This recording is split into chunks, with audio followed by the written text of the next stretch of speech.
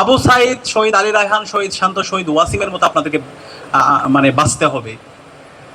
মীর জাফরদের মতো তো বেঁচে লাভ নাই, যাদেরকে যুগের পর যুগ মানুষ ঘৃণা করবে। শেখ হাসিনার মতো ক্ষমতা কুক্ষিগত করতে বেঁচে লাভ নেই। সালমান এফ রহমানদের মতো লুটেদের তো মতো হয়ে বেঁচে থাকার তো দরকার নাই।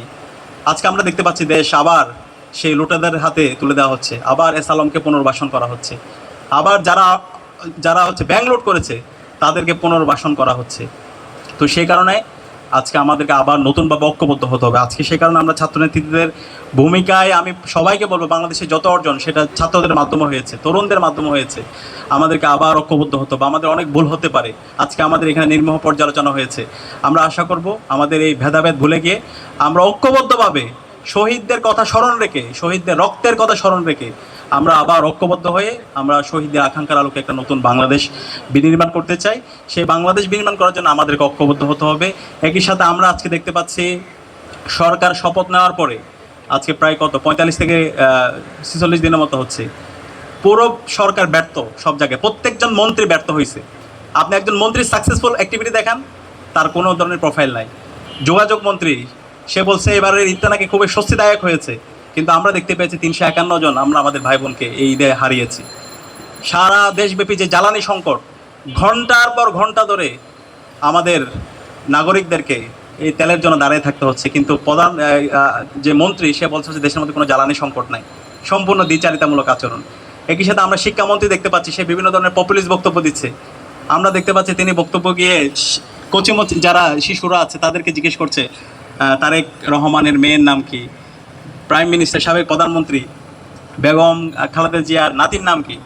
আরে ভাই, এগুলো কি এখন জিজ্ঞেস করা? একবিংশ শতাব্দীর এই সময়ে এসে সেটাকে এখন জিজ্ঞেস করার কথা? এখন আপনি শিক্ষার্থীদেরকে জিজ্ঞেস করবেন কিভাবে তুমি আগামীর বাংলাদেশে তুমি নিজেদেরকে বিজ্ঞান, প্রযুক্তি, শিল্প, সাহিত্য, সংস্কৃতির মাধ্যমে তুমি নিজেদেরকে যোগ্য করবা। সেটা নিয়ে তোমার কাজ করার কথা। পুরো শিক্ষা ব্যবস্থাকে নতুনভাবে ঢেলে সাজানোর কথা। সারা বিশ্বব্যাপী কীভাবে নেতৃত্ব দেওয়া যায়, নতুন নতুন কীভাবে প্রযুক্তি আবিষ্কার করা যায়, সেটা নিয়ে কাজ করার কথা, সেটা নিয়ে কথা বলার কথা। সেখানে ওনারা পড়ে আছে সেই 90 দশকের রাজনীতির মধ্যে।